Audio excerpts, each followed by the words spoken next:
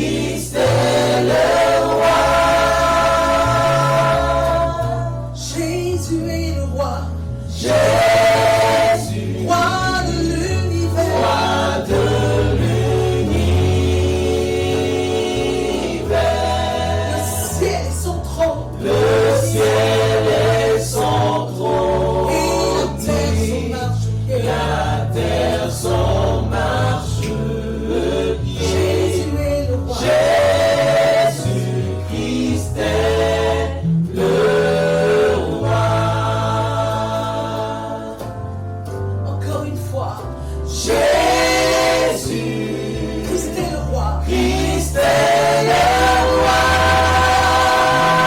Il est le roi de l'univers. Jésus, roi de l'univers. Le ciel est son trône. Le ciel est son trône. La terre son marche-pied. Jésus.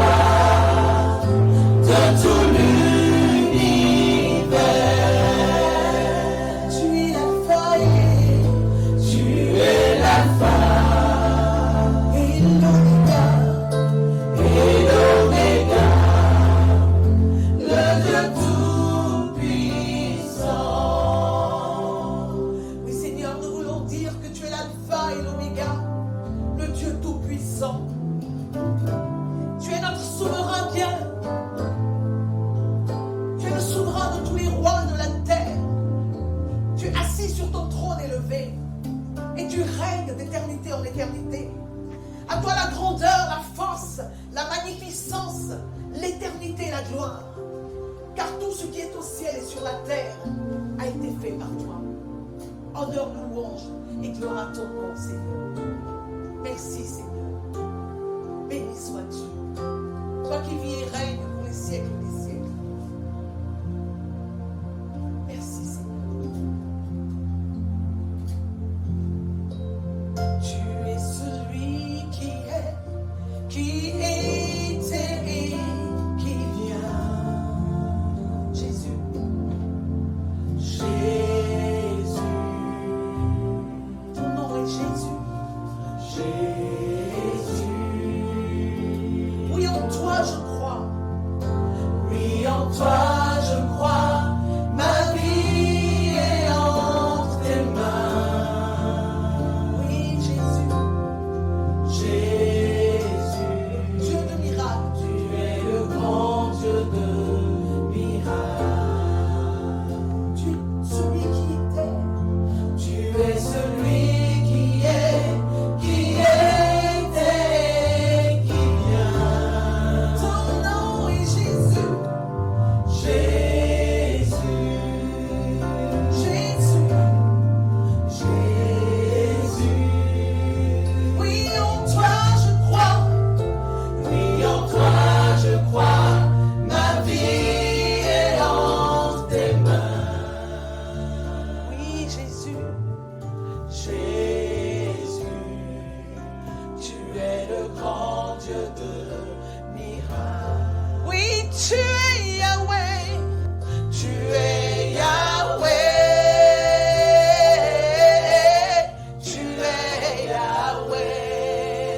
Tu es Yahweh. Tu es Yahweh. Tu es Yahweh. Tu es Yahweh. Alpha et Oméga. Tu es Yahweh. Alpha et Oméga. Oui, tu es Yahweh. Tu es Yahweh. Tu es Yahweh. Tu es Yahweh. Tu es Yahweh. Tu es Yahweh. Tu es Yahweh. Tu es Yahweh. Alpha et Oméga. Tu es Yahweh. Alpha et Oméga. Tu es l'alpha et l'oméga, le Dieu tout-puissant. Tu es l'alpha, tu es l'alpha et l'oméga, le Dieu tout-puissant.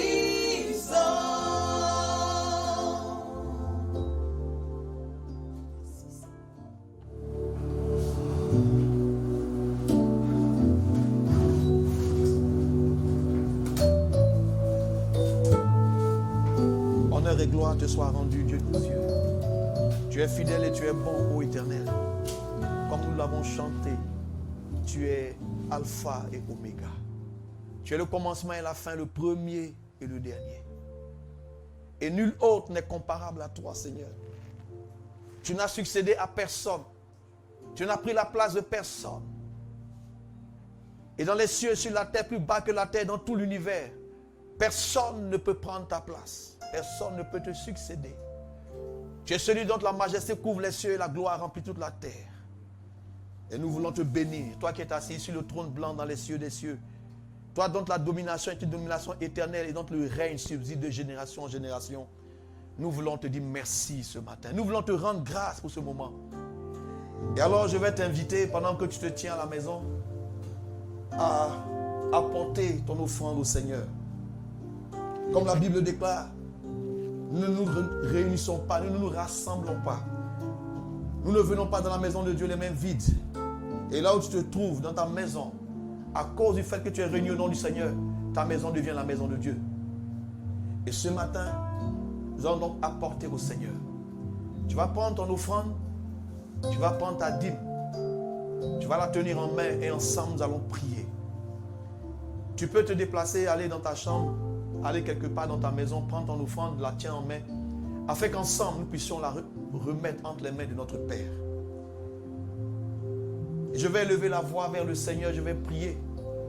À vous tous qui vous êtes connectés, à vous tous qui nous avez rejoints sur cette plateforme, je lève ma voix. Père éternel, vers toi, nous élevons nos voix.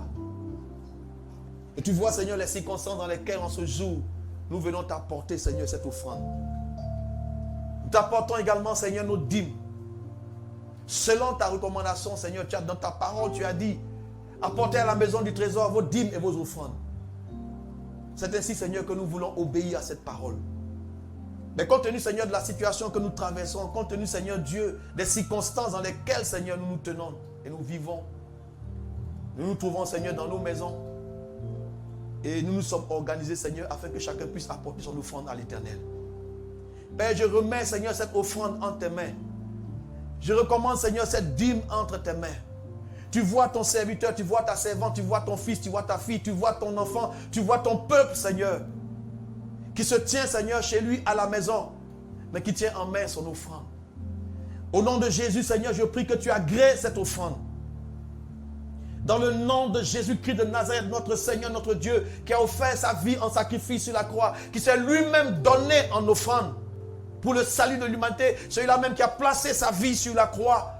Au nom de Jésus, le Fils de Dieu, notre Seigneur, je prie, Éternel, que tu reçoives cette offrande. Et que ce matin, Seigneur, elle soit revêtue d'un parfum particulier, mais un parfum qui monte devant toi, Seigneur, un parfum agréable à l'Éternel. Merci, Père. C'est au nom de Jésus que je t'adresse cette prière. Et que cette offrande est bénie. Et que cette dîme est bénie. Et que la main, Seigneur, qui est en train de donner, la main qui est en train de, Seigneur Dieu, d'apporter, Seigneur, cela, cette main également est bénie au nom de Jésus. Que la maison, Seigneur, qui apporte cette offrande, également soit bénie au nom de Jésus. Et que la grâce de Dieu soit répandue sur chacune de ces maisons, sur chacune de ces familles, au nom de Jésus-Christ de Nazareth. Et que toute la gloire te revienne. C'est au nom de Jésus que nous t'avons ainsi prié. Merci, Seigneur. Amen. Alors, pour les commodités, pour que tout se passe bien, vous allez maintenant avoir des numéros qui vont défiler pour que vous puissiez faire des transferts en mobile money, au niveau de Orange Money, MTN Money, Move Money. Les numéros s'affichent, retenez-les bien. Et lorsque on a fini, vous allez voir comment vous allez donc faire les transferts sur ces numéros-là, afin que l'église que nous sommes, que le peuple de Dieu que nous sommes, continuons, n'est-ce pas, à exercer nos activités. Que Dieu vous bénisse. Sur ce, donc, nous allons nous disposer à recevoir la parole de Dieu en ce jour. Nous allons nous disposer à écouter la parole de Dieu. Je voudrais qu'ensemble nous puissions nous incliner dans la prière et demander au Seigneur de nous parler encore. Comme il est écrit dans sa parole, l'homme ne se nourrira pas seulement de pain, mais aussi de toute parole qui sort de la bouche de l'Éternel son Dieu. C'est pourquoi ce matin, je veux t'inviter à élever la voix avec moi vers le Seigneur. Recommander ton cœur au Seigneur pour recommander ta vie à Dieu. Élevons la voix ensemble et prions. Dieu des cieux, au nom de Jésus-Christ de Nazareth, je voudrais, Seigneur, remettre ce moment entre tes mains. Je prie, Seigneur, que tu disposes nos cœurs au travers, Seigneur Dieu, de la technologie de la science humaine, au travers donc des ondes. Nous élevons nos voix vers toi. Nous nous tenons devant toi. Et nous te demandons, Seigneur, de bénir ces moments-là. Laisse, Seigneur, je te prie que ta parole vienne juste dans nos cœurs. Que ta parole touche nos cœurs ce matin, au nom de Jésus. Saint-Esprit, prends le contrôle et conduis-nous, dirige-nous. Et mets, Seigneur, sur nos lèvres ce qui doit être dit. Que ton peuple, Seigneur, soit fortifié. Que ton peuple soit réconforté. Que tous ceux qui vont écouter, Seigneur, cette parole, soient bénis de la grâce de l'Éternel. Merci, Seigneur, c'est au nom de ton Fils Jésus que nous t'avons adressé cette prière. Amen. Alléluia. Que Dieu vous bénisse. Si vous êtes chez vous, vous pouvez donc acclamer très fort le Seigneur en famille. N'est-ce pas, monsieur, madame, les enfants, les voisins, tous ceux qui sont ensemble près de vous. On va ensemble tout simplement se tenir debout et acclamer très fortement le Seigneur. Quand je dis acclame le Seigneur, tu peux faire du bruit. Tu ne gêneras pas ton voisin. Aujourd'hui, c'est le jour du Seigneur. Alors acclame très fort avec moi le Seigneur et que son nom soit béni. Je veux te rendre toute la gloire, Père. Et je te suis infiniment reconnaissant. Ça va donc faire la 3e fois que je vais m'adresser à vous de cette manière. J'ai commencé d'abord par parler en ce qui concerne, n'est-ce pas, la peste et ses ravages. C'était le dimanche 22. Et nous avons eu donc un message le mercredi. Ce message donc portait sur lorsque les fondements sont renversés. Et voici aujourd'hui, nous allons aborder donc ce thème ou cet enseignement. Le jugement de la maison de Dieu. Le jugement de la maison de Dieu. Effectivement, lorsque nous considérons tout ce que nous traversons comme épreuve, comme difficulté, tout ce que nous traversons en ce moment même dans le monde, nous ne pouvons que nous interroger. Nous ne pouvons que fléchir les genoux dans nos maisons et prier. Et demander au Seigneur, n'est-ce pas, de nous aider à comprendre ce qui arrive. Par la grâce de Dieu et à cause de l'amour du Seigneur pour son peuple, je crois que quelqu'un peut comprendre ce que Dieu est en train de faire. Et au travers donc de cette parole, je voudrais exhorter une personne à entrer en elle-même, à chercher sincèrement la face de Dieu, à se repentir, à changer de manière de penser, à considérer ce que Dieu est en train de faire et à marcher dans les voies du Seigneur. Je veux te dire merci, je veux te louer, je veux te célébrer et t'exalter parce qu'il n'y a point d'autre Dieu qui soit comparable à toi. Alors considérons ensemble le texte de Amos au chapitre 3, le verset 6. La Bible dit ceci, en Amos 3, 6, « Sonne-t-on de la trompette dans une ville sans que le peuple soit dans l'épouvante? Arrive-t-il un malheur dans une ville sans que l'Éternel en soit l'auteur? » Voici ce que ce passage nous dit. Arrive-t-il un malheur dans une ville sans que l'Éternel en soit l'auteur? Lorsque nous considérons ce qui est arrivé dans le monde entier, on peut dire qu'un grand malheur s'est abattu sur le monde. Un grand malheur est en train de parcourir la terre entière. Un grand malheur. Mais la Bible dit, arrive-t-il un malheur dans une ville sans que l'Éternel en soit l'auteur? Ce qu'il faut comprendre ici, c'est que ce qui arrive par la main de l'Éternel. Alléluia. Non. Ne croyons pas que c'est le diable qui est en train de contrôler ces choses-là. Non, pas du tout. Le diable n'a aucune capacité de faire ce qui est en train de se produire. Qu'une telle calamité se passe dans une région, dans une nation, dans une ville, on peut le comprendre. Mais dans le monde entier, au même moment, en même temps, le diable n'a pas cette force ni cette capacité-là. C'est Dieu lui-même qui est en train d'agir.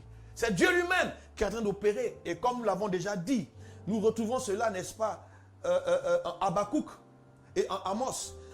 Habakkuk 3, à partir du verset 5 et 6, devant lui, dit le Seigneur, Dieu descend sur la terre. Et la Bible dit que devant lui marche la peste. Et la peste est sur ses traces. Il s'arrête et de l'œil, il mesure la terre, il regarde et il fait trembler les nations. En Habakkuk 3, le verset 5 et 6. Dieu descend sur la terre. Exactement également dans Ésaïe. Dans Ésaïe au chapitre 26. Dans Ésaïe au chapitre 26, à partir du verset 20 et 21, la Bible dit là-bas, va mon peuple. Entre dans tes appartements, entre dans ta chambre, ferme la porte derrière toi. Et alors qu'est-ce que tu as fait? Cache-toi, mets-toi à l'abri. Jusqu'à ce que la colère soit passée. Et Dieu, il descend. Et comme je l'ai déjà dit, Dieu est descendu sur la terre. Et quand Dieu marche de cette manière, quand Dieu agit de cette manière, parce que sa colère, parce que le péché de l'homme, le péché de l'humanité, c'est tellement accru, que quand Dieu descend, dans ces circonstances-là, il agit de cette manière. Ce n'est pas aujourd'hui que Dieu agit de la sorte. Il l'a fait déjà à plusieurs occasions. Lorsque le peuple de Dieu était dans le désert, traversant le désert, à un moment donné, Dieu est descendu, il voulait agir, mais il s'est trouvé Moïse, il s'est trouvé un homme qui a intercédé, qui a plaidé. Et Dieu a suspendu sa colère. Et je me repens de ce que j'allais faire. Et quelques temps après, nous voyons Dieu encore qui descend pour venir voir ce qui s'est passé à Sodome et Gomorrhe, voir comment les hommes vivaient dans le péché. Dieu est descendu. Abraham est intervenu. Abraham a intercédé. Dieu l'a écouté. Mais il n'empêche que Sodome et Gomorrhe ont été détruites. Ces 2 villes ont été anéanties. Toutes ces populations qui étaient là, ces hommes et ces femmes et ces enfants qui vivaient dans le péché. C'est de là que vient le mot sodomiser. Ils vivaient dans le péché sexuel, dans la perversion sexuelle, dans l'adultère, dans l'homosexualité, dans la pédophilie. Ils étaient un peuple méchant et pourtant ils vivaient dans une bonne terre que Dieu avait bénie. Et lorsque nous lisons dans Amos chapitre 5, je l'ai déjà dit au verset 21 à 23, je vais lire, je hais. Je méprise vos fêtes. Je ne puis sentir vos assemblées. Quand vous me présentez des holocaustes et des offrandes, je n'y prends aucun plaisir. Et les veaux engraissés que vous sacrifiez en action de grâce, je ne les regarde pas. Éloigne de moi le bruit de tes cantiques. Je n'écoute pas le son de tes luttes. Tes instruments même m'irritent. Tes cantiques m'irritent. Pourquoi? Parce que c'est de l'abondance du cœur que la bouche parle. Lorsque vous me célébrez, c'est du bout des lèvres que vous me célébrez. Mais votre cœur est éloigné de moi. Vous vous êtes détourné de moi, dit le Seigneur. Mais je voudrais donc ne pas être un prophète de malheur. Mais je voudrais quand même dire à quelqu'un qu'il y a un espoir ce matin. Dans 1 Pierre au chapitre 4, à partir du verset 17, quelque chose est écrit là-bas qui va nous interpeller. Car, dit l'Écriture, c'est le moment où le jugement va commencer dans la maison de Dieu. Or, si c'est par nous qu'il commence, quelle sera la fin de ceux qui n'obéissent pas à l'évangile? Alléluia. Il dit, c'est le moment où le jugement va commencer par la maison de Dieu. Et je crois que ce jugement a commencé. Voyez-vous, c'est la première fois dans l'histoire des hommes que sur la terre entière, aujourd'hui nous avons plus de 2 milliards de personnes qui sont confinées chez elles. Et toutes les nations sont en train de donner cet ordre de confinement général, ce qui veut dire qu'il n'y a pas de temple, il n'y a pas de bâtiment, il n'y a pas de cathédrale, il n'y a pas de synagogue, il n'y a pas d'édifice où des enfants de Dieu peuvent se rassembler. Tout est fermé. Et c'est Dieu qui fait ça, ce n'est pas Satan. Non, non, non, non. C'est Dieu qui a commencé son jugement, mais dans sa propre maison.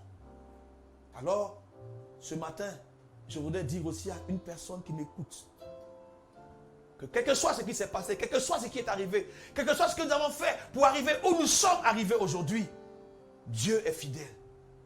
Qu'il est bon tout simplement que nous puissions regarder à ce que nous avons fait et que nous puissions fléchir les genoux, demander pardon, intercéder, comme Moïse a plaidé devant Dieu, comme Abraham a intercédé. Même si Dieu a détruit Sodome et Gomorrhe, il n'empêche qu'Abraham a prié. En Romains au chapitre 5, il est écrit au verset 20. Or, la loi est intervenue pour que l'offense abondât.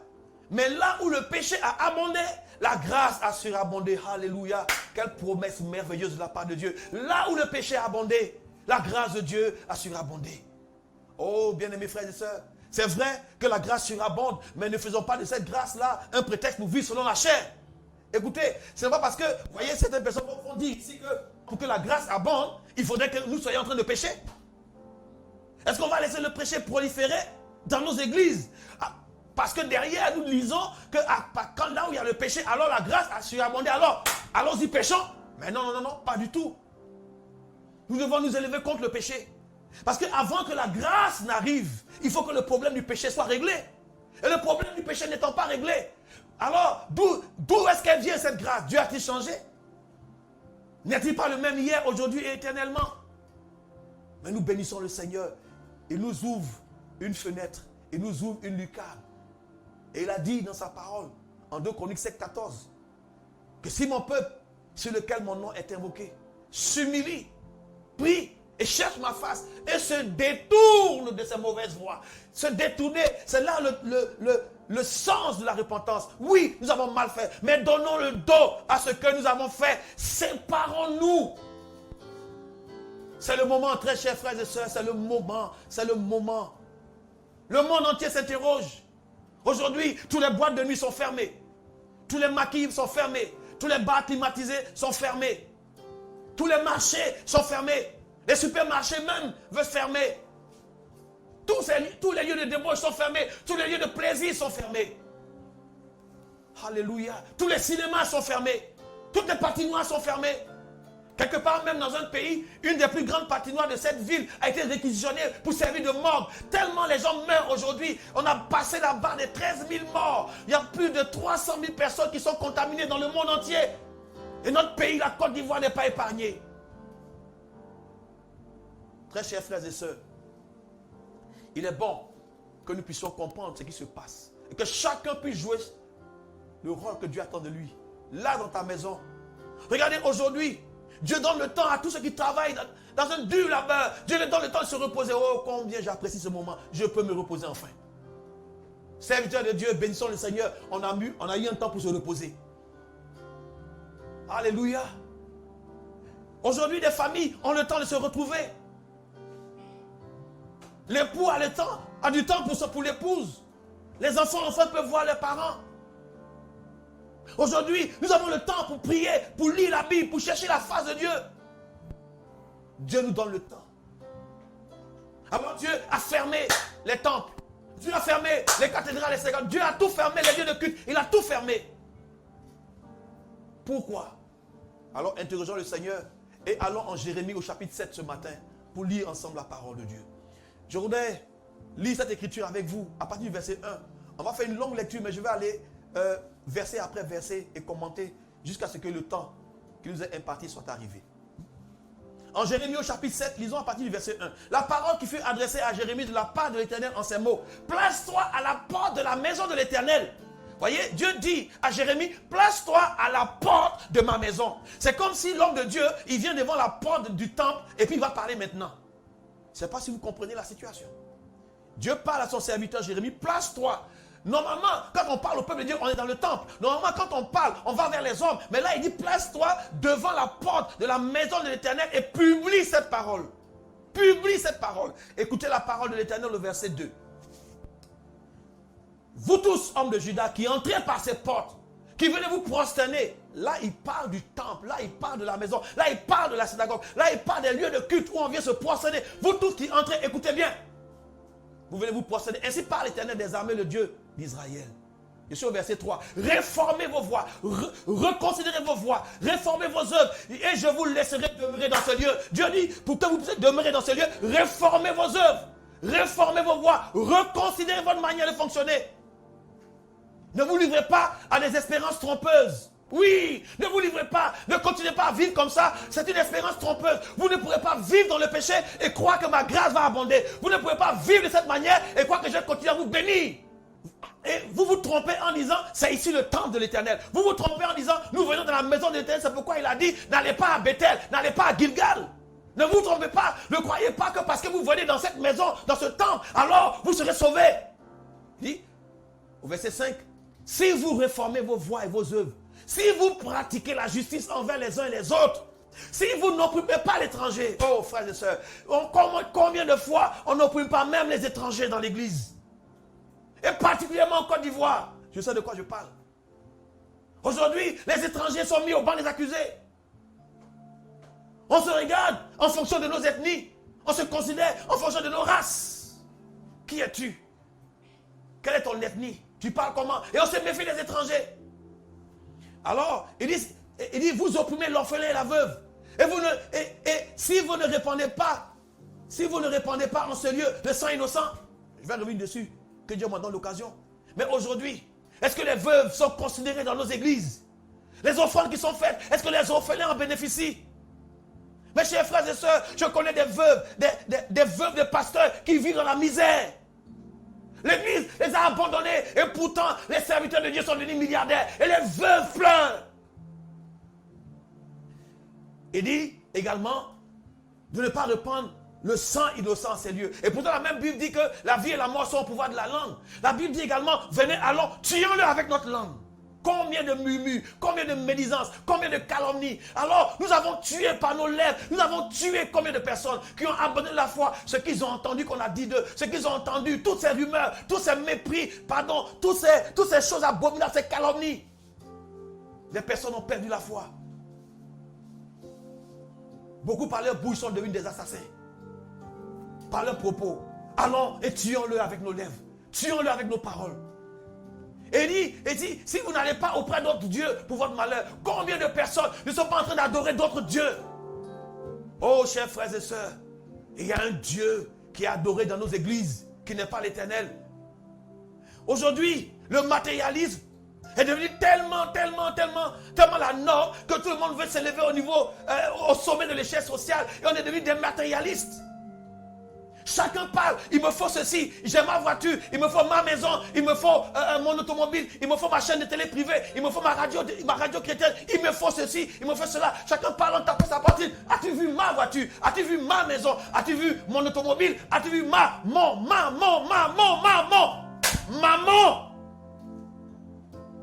Maman, c'est détaillé dans l'église. Le mot maman signifie bénéfice. Maman signifie profit. Tout ce qui est profit. Maman signifie, c'est un mot. Et le Seigneur l'a dit, nul ne peut adorer 2 maîtres à la fois. Ou bien tu haïras l'un et tu aimeras l'autre. Mais nul ne peut servir 2 maîtres. Et maman s'est introduit. Aujourd'hui, beaucoup d'hommes de Dieu, beaucoup de serviteurs de Dieu, de servants de Dieu ont poussé le peuple de Dieu à adorer maman. Le profit est entré. Vous ne pouvez plus même avoir une église où rien n'est gratuit dans nos églises. Tout est payant. Tout est payant. Tout est devenu commerce dans l'église. On vend tout.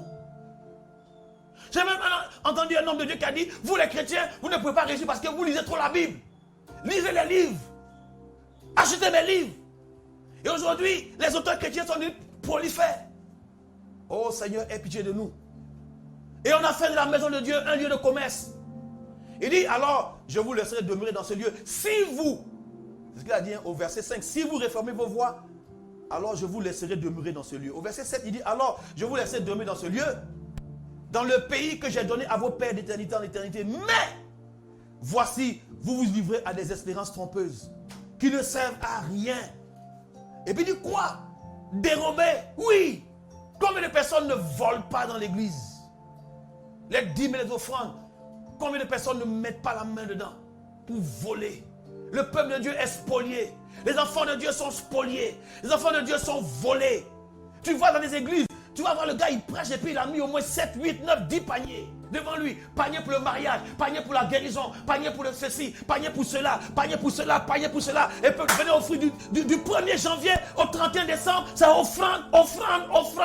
Mais quand même, entre nous, un mouton là, on va le tondre comment? On va tondre le mouton combien de fois? C'est une seule fois dans l'année? Laissez le temps au mouton que son poil va repousser. Mais on va tondre le mouton jusqu'à enlever la peau. Combien de chrétiens donnent jusqu'à s'endetter? Et l'homme de Dieu va prendre l'argent, il vient de s'acheter une villa en France. Ses enfants partent en France tous les jours, au Canada. Et dans ton église, les chrétiens sont endettés. Vous pensez que Dieu est content? Il dit, alors verset 9, quoi, dérober, tuer, commettre des adultères. Oh, là même, c'est même plus la peine. Jusqu'à, on parle maintenant de comment ils ont appelé ça encore, la femme du ministère, méchant homme de Dieu. Tu vis dans la saleté et tu oses venir prendre le public, parler au peuple de Dieu. Tu vis dans l'adultère. Comment tu peux vivre dans l'adultère et puis oser prendre la parole? Tu viens à peine de sortir de l'hôtel avec la chantre. Tu couches avec la femme du diacre. Tu es serviteur de Dieu. Tu es servant de Dieu. C'est toi qui voles le mari des gens. Dans l'église, c'est toi qui dois faire bain d'huile à l'homme pour qu'il prospère. Et tu vas le laver nu. Oh, quelle abomination dans la maison de Dieu. Ils commettent l'adultère, ils vont jurer faussement, offrir de l'encens à Baal. Baal est rentré dans l'église. Combien de personnes qui vivent mal, qui ne peuvent pas se sanctifier, mais qui veulent avoir des ministères, qui veulent prospérer, sont prêts aujourd'hui à aller voir des féticheurs, aller voir des marabouts pour avoir un fétiche qui va leur donner la popularité. On a vu récemment, il y a quelques mois encore, un jeune homme qui a été décapité dans une église évangélique. Pourquoi? Pour que la tête puisse servir pour faire un sacrifice, pour faire une cérémonie, pour que l'église commence à prospérer, pour que les gens commencent à venir. On allait fléchir les genoux devant Baal, devant Satan pour avoir un pouvoir. Et on a mis de côté la vérité, frères et sœurs. Et ensuite, vous allez après d'autres dieux que vous ne connaissez même pas. Aujourd'hui, des serviteurs de Dieu apprennent au peuple de Dieu à faire ce qu'on appelle le voyage astral. sortir de son corps par des formules magiques, par des incantations. Quelqu'un peut sortir de son corps et il est là. Maintenant, on entend ceci dans le corps de Christ. Je sors de mon corps, je suis dans la lune, je suis sur les étoiles, je vais dans ton village, je vois là-bas. Mais tu es sorti comment? Où est-ce que c'est écrit? Par une prière, je sors de mon corps. C'est anti-biblique. C'est satanique. On ne sort pas de son corps. C'est le Saint-Esprit qui vient nous prendre quand il veut, comme il veut. Il ne nous demande pas la permission. Nous ne prions pas pour ça. Aucun homme n'a le pouvoir de se concentrer, de prier en langue et de sortir de son corps. C'est de la magie. Il a dit, ainsi en est-il de tout homme qui est né de nouveau en Jean chapitre 8. Il est comme le vent qui souffle, on ne sait pas d'où il vient, ni où il va. Mais quand le vent il souffle, alors c'est le vent qui souffle qui nous emporte. Ce n'est pas nous qui produisons le vent pour aller quelque part, mais c'est le vent qui nous pousse.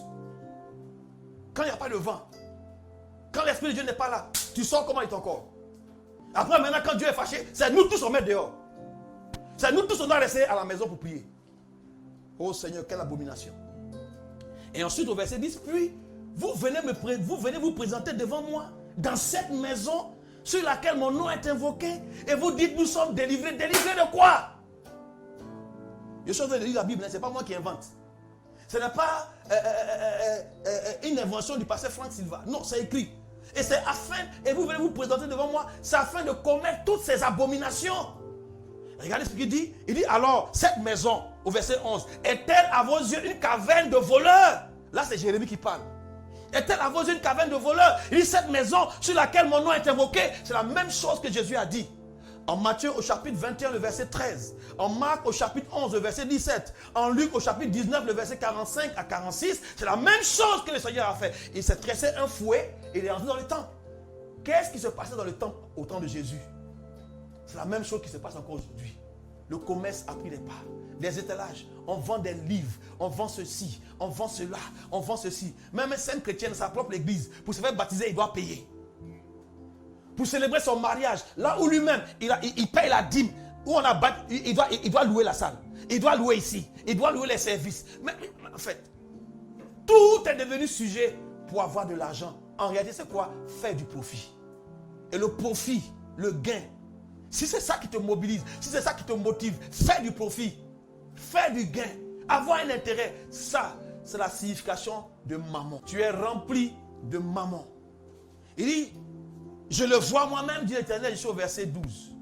Allez, il dit, allez donc de ce lieu qui m'était consacré. Allez donc au lieu qui m'était consacré à Silo, où j'avais autrefois fait résider mon nom. Et voyez comment je l'ai traité. Dieu dit, allez voir à Silo. Il y avait un temple là-bas. Il y avait un lieu où on m'adorait là-bas. Allez voir comment j'ai traité Silo à cause des habitants de Silo. Il dit, et voyez comment je l'ai traité à cause de la méchanceté de mon peuple. C'est le peuple qui est méchant qui fait qu'il y a la calamité qui vient sur le pays. Au verset 13, et maintenant, puisque vous avez commis toutes ces actions, dit l'Éternel, ce n'est pas moi qui parle, c'est Dieu qui parle. Et il a dit à son prophète, il a dit à Jérémie, va devant la maison de Dieu, va devant le temple, mets-toi devant la porte et publie ces choses. C'est ce que je suis en train de faire ce matin. Mais malheureusement, les temples sont déjà fermés. Donc je viens maintenant devant toi. Et il dit, au verset 13, et maintenant, puisque vous avez commis toutes ces actions, dit l'Éternel, puisque je vous ai parlé dès le matin et que vous n'avez pas écouté, puisque je vous ai appelé et que vous n'avez pas répondu. Au verset 14, il dit, je traiterai la maison sur laquelle mon nom est invoqué, sur laquelle vous faites reposer votre confiance et le lieu que j'ai donné à vous et à vos pères, de la même manière que j'ai traité Silo, et je vous rejetterai loin de ma face. Comme j'ai rejeté tous vos frères, toute la postérité d'Éphraïm. Et même il dit, et toi, toi, Jérémie, toi, serviteur de toi, il dit, n'intercède pas en faveur de ce peuple. Oh Seigneur, aie pitié. On va quand même prier. On va prier quand même, ça fait trop pitié. Les gens, ils ne savent même plus c'est quoi la sanctification.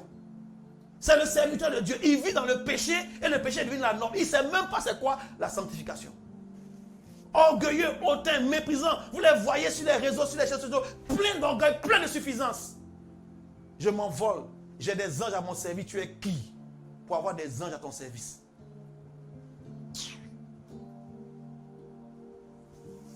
Alors, N'intercède pas en faveur de ce peuple.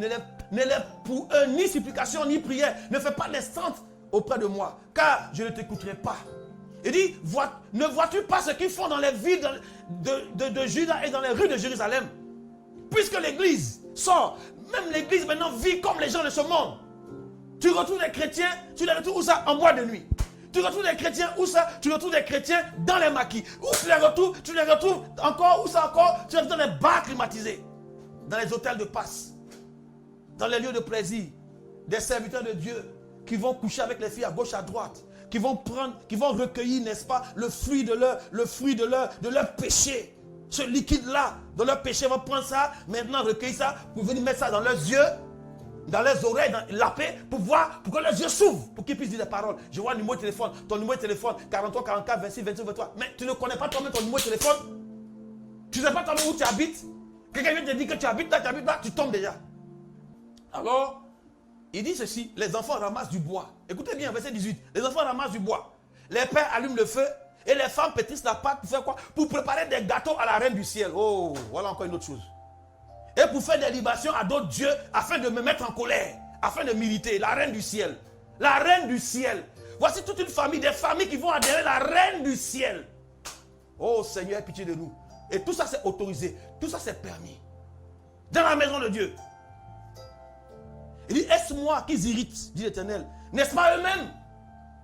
Ils font ces choses pour leur propre confusion. Je lis la parole de Dieu. Au verset 20, c'est pourquoi ainsi parle le Seigneur l'Éternel. Voici ma colère, voilà. Voici ma colère et ma fureur se répandent sur ce lieu. Sur les hommes, sur les bêtes, sur les arbres des champs, sur les fruits de la terre. Elle brûlera et ne s'éteindra point. Je viens de lire le verset 20, Jérémie 7. Pour dire quoi? La colère de Dieu, la fureur de Dieu sont relâchées dans l'humanité. Relâchées dans l'humanité. Et c'est le résultat que nous voyons. Dieu utilise tout pour manifester sa colère. Il est passé simplement, il a soufflé un peu. Il a soulevé un petit virus créé même par les hommes. Verset 21. Ainsi parle l'Éternel des armées, le Dieu d'Israël. Ajoutez à vos holocaustes, à vos sacrifices et mangez la chair. Écoutez bien, il dit, car je n'ai point parlé à vos pères et je ne leur ai point donné aucun ordre. Le jour où je les ai fait sortir du pays d'Égypte, je n'ai donné aucun ordre à propos des holocaustes et des sacrifices. Verset 23. Écoutez bien. Dieu dit, je n'ai donné aucun ordre à vos pères. Quand ils sont sortis d'Égypte, je ne leur ai donné aucun ordre à propos des offrandes, à propos des sacrifices et des holocaustes. Au verset 23, il dit, mais voici l'ordre que je leur ai donné. Écoutez bien. Voici l'ordre que je leur ai donné. Écoutez ma voix et je serai votre Dieu et vous serez mon peuple. Là, cette consigne de Dieu n'a pas changé. La seule chose que Dieu nous demande, écoutez ma voix. Et je serai votre Dieu, vous serez mon peuple. Non, écoutez ma voix et faites quoi? Marchez dans toutes les voies que je vous prescris. Ici, Dieu, et puis afin que vous soyez heureux. Cela parle de quoi? Écoutez la voix de Dieu. Afin que Dieu soit notre Père. Et faites quoi? Marcher dans toutes les voies pour que nous soyons heureux. Cela parle d'une seule chose. Cela parle de l'obéissance. Depuis le commencement, depuis Genèse jusqu'à Apocalypse, la seule chose que Dieu recherche, c'est l'obéissance à sa voix. Oh, ça fait pitié de voir comment des hommes de Dieu ont entendu la parole de Dieu. En Deutéronome 28, ça fait pitié. Non, ça fait trop pitié. Deutéronome 28, c'est 68 versets. Merci Seigneur. 68 versets, il y en a 14 seulement qui parlent de bénédiction. Et il y en a 54 qui parlent de malédiction. Si on perd ces versets-là, 14 versets parlent de malédiction, 14 versets parlent de bénédiction et 54 versets parlent de malédiction. Finalement, quand on regarde Deutéronome 28 là, Dieu voulait parler de quoi? Il voulait nous bénir ou il voulait nous maudire? Si on regarde le verset, pardon, le chapitre, si on considère le nombre de fois où Dieu maudit, ce qui voudrait dire que, de manière évidente, Dieu veut maudire son peuple. Est-ce que c'est ça qu'on doit retenir? Dans Deutéronome 28, écoutez-moi bien, et puis comprenez la vérité. Dieu ne cherchait ni à maudire, Dieu ne cherchait ni à bénir son peuple. Écoutez bien. Ce que Dieu recherchait, c'était que son peuple parvienne à l'obéissance. Il dit, si tu obéis aujourd'hui à ma voix, alors je te bénirai. Hein? Maintenant, si tu n'obéis pas à ma voix, alors je te maudirai. Donc dans Deutéronome 28, on vous a trompé, peuple de Dieu. Pour faire croire que ce que Dieu recherchait, c'est que tu sois le premier. Dieu ne recherche rien que tu sois le premier. Dieu ne recherche rien que tu sois la tête. Ce que Dieu recherche, c'est que tu puisses lui obéir. Quand tu parviendras à cette obéissance parfaite de Dieu, quand tu parviendras à obéir à Dieu, alors lui, Dieu, il te fera aller là où il voudra que tu sois. Ne cherche jamais à être le meilleur. Cherche d'abord à obéir à Dieu. Ne cherche pas à être le plus grand. Ne cherche pas à être le plus fort. Ne cherche pas à avoir la plus grande église. Ne cherche pas à être le meilleur prédicateur. Cherche seulement à être une seule personne. La personne que Dieu veut que tu sois. Celle qui obéit à la voix de Dieu. Celle qui entend la voix de Dieu. Celle qui met en pratique les voies du Seigneur. Père, je veux te rendre toute la gloire. Seigneur, je veux te dire merci. Parce que cette parole est claire. C'est pour ça justement que Jésus est Christ et moi sur la croix. Quand nous considérons Philippiens au chapitre 2, quand vous considérez à partir du verset 5, la Bible dit ceci. Ayez en vous les mêmes sentiments qui étaient en Jésus-Christ. Ayez en vous les mêmes sentiments qui étaient en Jésus-Christ. Lequel Jésus-Christ, existant en forme de Dieu, il n'a pas regardé son égalité avec Dieu comme une proie à arracher. On ne lutte pas pour une position. Mais l'église est devenue le lieu où on se bat. Tellement de rivalité, tellement de compétition, tellement de concurrence. Et l'église est considérée aujourd'hui comme une industrie. L'église est devenue au regard et aux yeux, à la compréhension de certains serviteurs de Dieu. L'église est devenue une entreprise. Abomination. L'église, c'est le corps mystérieux et glorieux de Jésus-Christ. L'église est un corps vivant, spirituel. Alors, lequel existant en forme de Dieu n'a pas regardé son égalité avec Dieu comme une proie à arracher, comme un but à atteindre. Mais qu'est-ce qu'il a fait? On dit qu'il a fait quoi? Il s'est humilié. Il s'est dépouillé. Et la Bible dit qu'il est venu comme un homme simple. Il a pris la forme d'un serviteur. Et la Bible déclare à la suite qu'il s'est rendu comment? La Bible dit que c'est lui-même. Il s'est rendu obéissant. L'obéissance, on ne naît pas avec. L'obéissance n'est pas acquise par naissance. L'obéissance n'est pas donnée par imposition des mains. Mais l'obéissance vient en écoutant la parole de Dieu, en faisant des efforts. Il s'est rendu obéissant. Obéissant même jusqu'à la mort de la croix. C'est pourquoi aussi Dieu a fait quoi? C'est pourquoi Dieu l'a souverainement élevé. L'élévation ne vient pas par ton offrande. L'élévation ne vient pas par tes dîmes. L'élévation ne vient pas parce que tu as créé une entreprise. L'élévation ne vient pas dans ta vie parce que tu as donné une voiture à l'homme de Dieu. L'élévation ne vient pas dans ta vie parce que tu as offert un jet privé à l'homme privé, à l'homme de Dieu. L'élévation viendra dans ta vie lorsque tu seras soumis à la volonté de Dieu et que tu auras bâti dans ton cœur l'obéissance. Alors, il s'est rendu obéissant, obéissant même jusqu'à la mort horrible, jusqu'à la mort ignoble, jusqu'à la mort méprisante de la croix. Par obéissance, on l'a déshabillé. Et dans le livre d'Hébreux, on trouve là-bas aussi un texte qui dit, il s'est rendu obéissant, quoiqu'il fût fils de Dieu, il a appris l'obéissance par les choses qu'il a souffert. C'est dans la souffrance, dans l'épreuve qu'on apprend l'obéissance. On n'abandonne pas la foi, on tient jusqu'au bout, on obéit au Seigneur, on continue avec lui. Des églises où on prêche, arrêtez de souffrir. Tout est déjà accompli. Rien n'est accompli.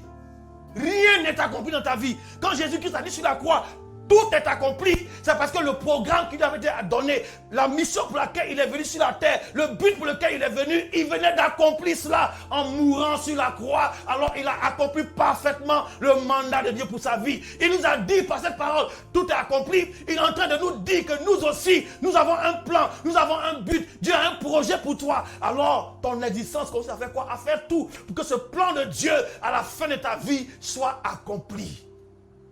Voilà. Si lui, il a fait sa part, il attend que toi aussi tu fasses ta part. Et que tu puisses t'approprier cette parole. Tout est accompli. Ne veut pas dire que tout est déjà fait pour toi. Non, toi aussi, tu dois pouvoir dire au soir de ta vie, comme Paul l'a dit, j'ai combattu le bon combat. J'ai achevé ma course. Voilà. Il a fini, il a obéi parfaitement jusqu'au bout. Alors, Dieu lui donne ce nom qui est souverainement élevé. C'est pas ça que Dieu a fait.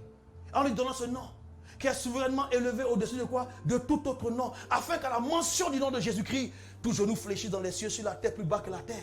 Et que toute langue confesse que Jésus-Christ est Seigneur à la gloire de Dieu le Père. Si aujourd'hui, tu peux dire au nom de Jésus et que les démons sont chassés, tu peux dire au nom de Jésus et que les malades sont guéris, tu peux dire au nom de Jésus et que des miracles se produisent, c'est parce qu'une seule personne s'est rendue obéissante.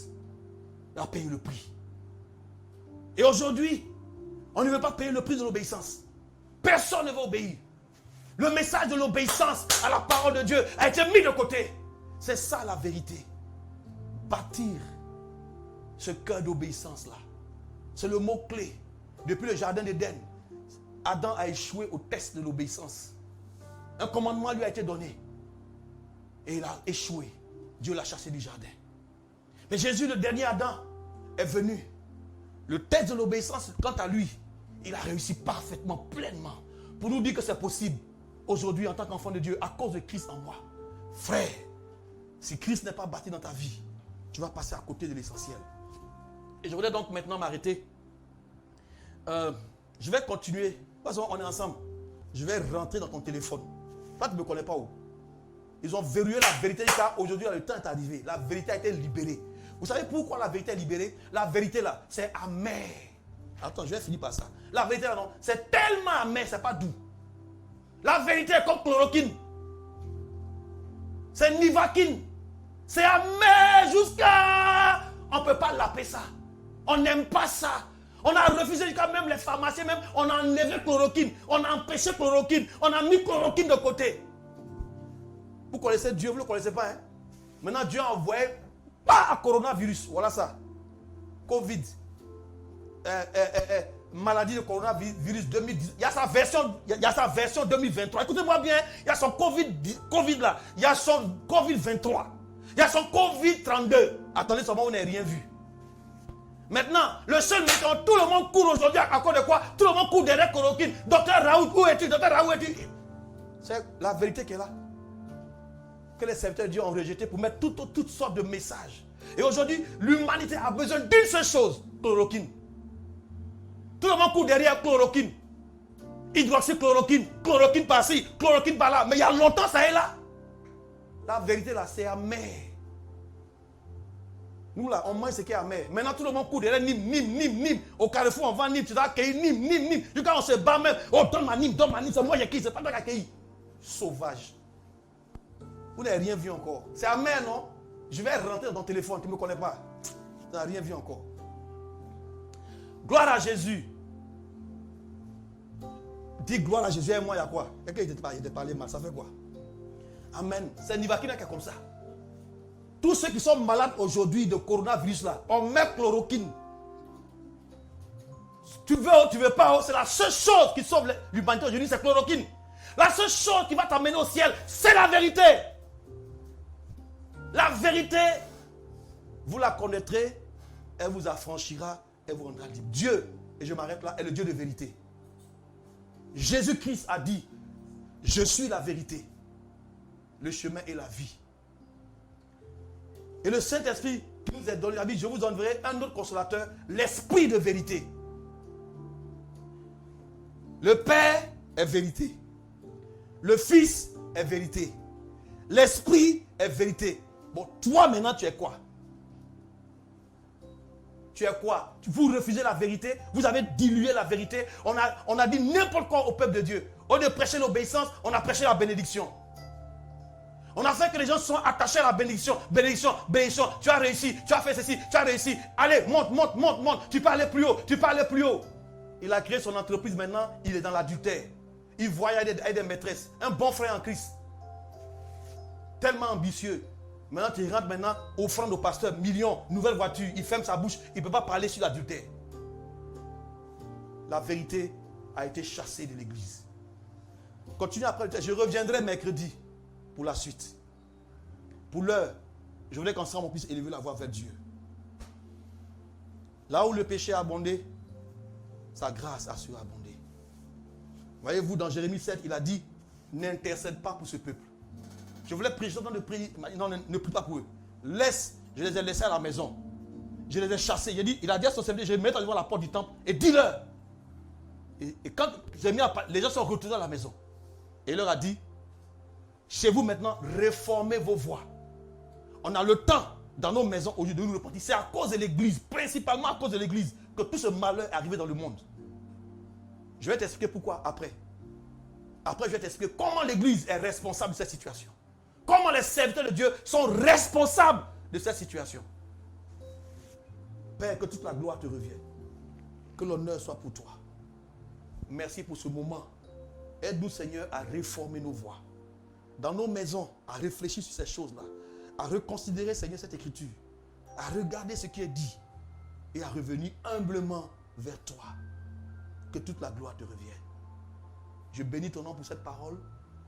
Et merci pour l'effet qu'elle peut avoir dans le cœur des uns et des autres. Merci pour ta fidélité. Merci pour ta bonté éternelle. Derrière, Seigneur, cette caméra, quelqu'un, Seigneur, entend ta voix. Je prie qu'à cet instant, cette parole puisse toucher une personne et la mener à la repentance au nom de Jésus-Christ de Nazareth. Merci, Seigneur, que toute la gloire soit pour toi. Amen.